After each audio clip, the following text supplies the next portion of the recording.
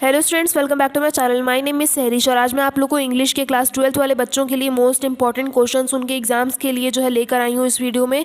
Top 20 questions ऐसे जो आप लोग के एग्जाम में ज़रूर आएंगे। ये पार्ट 2 वीडियो है। पार्ट 1 वीडियो उसका लिंक जो मैंने अपने डिस्क्रिप्शन बॉक्स में दे दिया है, तो जाके अगर आप लोग ने पार्ट 1 वीडियो नहीं देखा तो देख लीजिए। उसमें मैंने 10 क्वेश्चन बताए हैं और बाकी के 10 क्वेश्चन जो है मैं आप लोग को इस पार्ट 2 वाली वीडियो में बताऊँगी। तो ये टोटल 20 क्वेश्चन जो कि बहुत इंपॉर्टेंट है, आप लोग के एग्जाम में ज़रूर आते हैं। तो ध्यान से आप लोग ये 20 क्वेश्चन अगर आप लोग याद कर लेंगे तो आप लोग पासिंग मार्क्स आराम से खींच सकते हैं। और इसके अलावा भी आप लोग को अगर क्वेश्चन आंसर याद करना है या अगर आप लोग को चैप्टर समझने हैं तो मैंने उसके लिए भी वीडियोस अपलोड कर रखी है, जो कि आप लोग मेरे चैनल पर जाकर देख सकते हैं। और इसके अलावा मैंने प्लेलिस्ट भी लगा रखी है हर सब्जेक्ट की, तो वो भी आप लोग जाकर देख सकते हैं। लेकिन फिलहाल ये जो इंग्लिश सब्जेक्ट का वीडियो है क्लास 12th वाले बच्चों के लिए, ये टॉप 20 क्वेश्चंस बहुत इंपॉर्टेंट है। आई गारंटीड ये आप लोग के एग्जाम में ज़रूर आएगा। तो ये दो वीडियोस जो आप लोग मिस मत करिएगा। और आप लोग का सब्जेक्ट इंग्लिश है क्लास 12th वाले बच्चों का, तो ये दो वीडियो आप लोग के लिए बहुत इंपॉर्टेंट होने वाला है। तो ध्यान से देखिएगा और याद कर लीजिएगा ये सारे क्वेश्चन। और इसके अलावा मैं आप लोग से कहना चाहती हूँ कि अगर आप लोग मेरे चैनल पर न्यू है तो फटाफट से मेरे चैनल को सब्सक्राइब कर लीजिए, क्योंकि NIS से रिलेटेड A to Z सारी इन्फॉर्मेशन जो आप लोग को मेरे चैनल पर टाइम टू टाइम अवेलेबल मिलेगी। वो फिर चाहे कोई नया नोटिस आया हो, कोई न्यू नोटिफिकेशन आया हो, कोई भी अपडेट आई हो, या फिर आप लोग की पढ़ाई से रिलेटेड हो, तो हर तरह की NIS की इन्फॉर्मेशन आप लोग को मेरे चैनल से मिलती रहेगी। इसलिए मेरे चैनल को जरूर सब्सक्राइब करिएगा, वीडियो को शेयर करिएगा और पसंद आए तो प्लीज़ लाइक करिएगा। कुछ पूछना हो तो आप लोग मुझे कमेंट सेक्शन में कमेंट करके पूछ सकते हैं। तो अब जो मैं आप लोग को सारे क्वेश्चन जो एक्सप्लेन करना शुरू करती हूँ, समझाना शुरू करती हूँ। ये क्वेश्चन नंबर 11 है। 10 क्वेश्चन तक जो मैंने पार्ट 1 वीडियो में बताया है, तो वो जाके देख लीजिएगा अगर नहीं देखा है आप लोग ने। तो ये है question number 11, what are the needs of. अच्छा, ये क्वेश्चन जो है आप लोग का चैप्टर नंबर 7 से आया है, रीडिंग विद अंडरस्टैंडिंग वाले चैप्टर से ये वाला क्वेश्चन है आप लोग का। तो क्वेश्चन है what are the needs of the brain. दिमाग की जो है नीड क्या होती है, क्या ज़रूरतें होती है।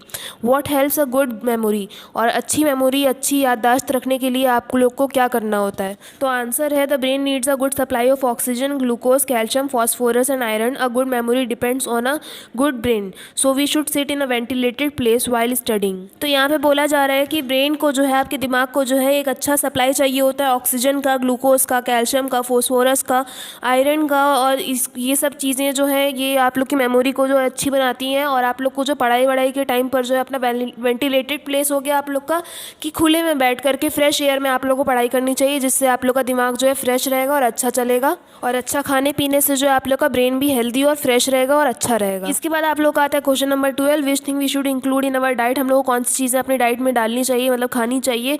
विच थिंग्स वी शुड अवॉइड, हम लोग और इसके अलावा हम लोग को कौन सी चीज़ें जो अवॉइड करनी चाहिए, नहीं खानी चाहिए, जो कि हमारी सेहत के लिए अच्छा नहीं होता है। आंसर है we should include milk, cheese, walnut, green leafy vegetables and eat in our daily diet. हम लोगों को जो है जैसे कि मिल्क पीना चाहिए, दूध पीना चाहिए, चीज़ लेना चाहिए, वॉलनट जो अखरोट जो होता है वो खाना चाहिए, ग्रीन लीवली मतलब हरी सब्जियां खाने चाहिए। इस तरह की चीज़ें जो हमें डेली अपनी डाइट में खानी चाहिए। We should avoid 30 minutes sugar and acids as they take away calcium from the system. और जैसे कि आप लोग की शुगर हो गई, ये सब चीज़ें जो है आप लोग के लिए हेल्थ के लिए काफ़ी ज़्यादा हार्मफुल होती है। शुगर जो काफ़ी ज़्यादा फैटी होती है और आप लोग के लिए अनहेल्दी होती है, बहुत ज़्यादा अनहाइजीनिक होती है। तो आप लोग को शुगर कम से कम खानी चाहिए, ज़्यादा नहीं खानी चाहिए। और भी इस तरह की चीज़ें जो कि फैटी हो गई और बाहर की जंक फूड्स हो गए, वो सारी आप लोग के हेल्थ के लिए अच्छी नहीं होती है, जो कि आप लोगों को कभी कभार हफ्ते में वीकेंड्स पे एक आध बार खा लेनी चाहिए, इससे ज़्यादा नहीं खानी चाहिए। उसके बाद आप लोग का आता है question number 13, why was mister Soldey happy that doctor Benson got back his watch. ये आप लोग का चैप्टर नंबर आया है 8 से, ये वाला क्वेश्चन आया आप लोग का चैप्टर नंबर 8 और चैप्टर का नाम है अ केस ऑफ सस्पिशन। तो क्वेश्चन में पूछा गया है why was mister Soldey happy that doctor Benson got back his watch, मतलब मिस्टर सॉल्डे हैप्पी क्यों थे जब उनकी डॉक्टर बेंसन की वॉच जो है उनको वापस मिल गई। तो आंसर है mister Soldey was happy the doctor Benson had got back his watch as the doctor would not be able to tell what time the baby was born. मतलब Soldey जो मिस्टर सॉल्डे तो हैप्पी इसलिए थे कि doctor Benson की watch उनको वापस मिल गई, ताकि वो अपने जो बच्चा पैदा हुआ है उसका टाइम बता सकें कि किस टाइम जो उनका बच्चा पैदा हुआ। और क्वेश्चन नंबर 14 है what does Tagore means by the narrow domestic walls. तो ये क्वेश्चन जो आप लोग का चैप्टर नंबर 10 से आया है, where the mind is without fear वाले चैप्टर जो आप लोग का, उससे ये वाला क्वेश्चन आया है। तो क्वेश्चन में पूछा गया है what does Tagore means by the narrow domestic walls, मतलब नैरो डोमेस्टिक वॉल्स के बारे में क्या मतलब था टैगोर जी का। आंसर है these walls of caste, creed, religion, region and language language. मतलब इन वॉल्स जो नैरो डोमेस्टिक वॉल्स जो इन्होंने अपने पोएम में बताया है, उसका मतलब ही उनका कहना यहाँ पे ये है कि वो जो नैरो डोमेस्टिक वॉल्स है उसका मतलब है कि वो कास्ट की, क्रीड की, रिलीजन की, रीजन की एंड लैंग्वेज की जो है एक बीच में दीवार खड़ी है। They separate man from when the create hated among them. मतलब ये सारी चीज़ें जो है, ये रिलीजन, रीजन, लैंग्वेज, कलर, ये सब चीज़ें जो है, ये जो बीच में दीवार खड़ी है इंसानों के, वो जो है इनके बीच में मतलब हेट जो है, नफरत क्रिएट कर रही है। इसके बाद आप लोग का आता है क्वेश्चन नंबर 15। ये जो है आप लोग का चैप्टर नंबर 13 से आया है, the tiger in the tunnel. Question है how did Baldeo death affect the members of his family. मतलब उसकी बेल्डियो की जो डेथ हो गई थी, टाइगर ने जो उस पर अटैक किया था, मार दिया था उसको, उसके बाद उसकी फैमिली पे उस चीज़ का क्या इफेक्ट हुआ, क्या असर पड़ा। आंसर है Baldeo was the lone bread earner of this tribal family. मतलब वो एक अकेला ही इंसान था जो अपनी फैमिली का खर्चा उठाता था।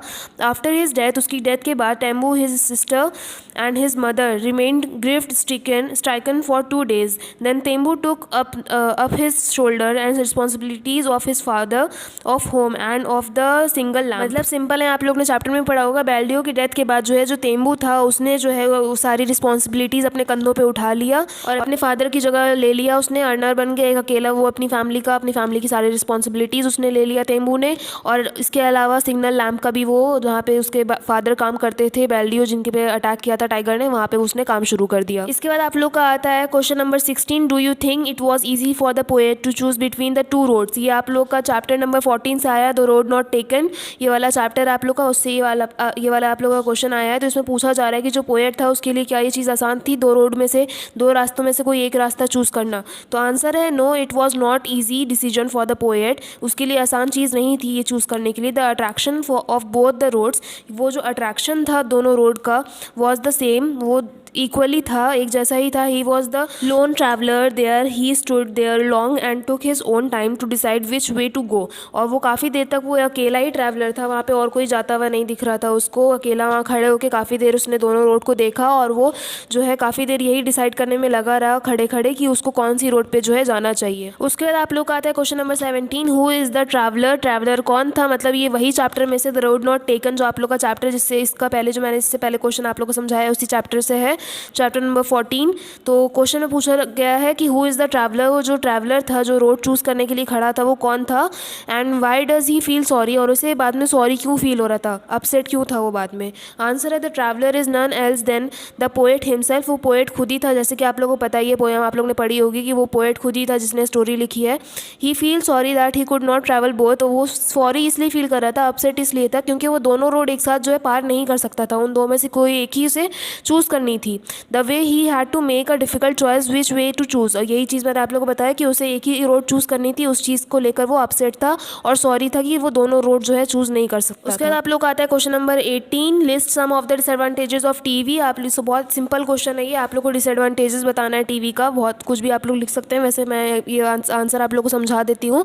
आंसर है TV has made people forget books, forget socialisation and forget their hobbies. Children also keep their meals and homework and even cut out on sleep time to watch TV. It makes us lazy and lose our ability to think. मतलब यहाँ पे बोला जा रहा है कि TV जो है आप लोग को जो है हर बुक्स वगैरह भुला देता है, बुक्स पढ़ना भुला देता है और हर तरह की हॉबीज़ जो कि आप लोग को जैसे डांसिंग हो गई, ड्राइंग हो गई, इन सब चीज़ों से दूर कर देता है। चिल्ड्रन को जो है खाने पीने से दूर कर देता है कि जैसे खाना सामने रखा है लेकिन बच्चे टीवी देखे जा रहे हैं, खा नहीं रहे हैं, या होमवर्क करने के लिए रखा हुआ है लेकिन होमवर्क नहीं कर रहे हैं, और सोने का टाइम हो गया है लेकिन बच्चे सो नहीं रहे हैं टीवी के चक्कर में।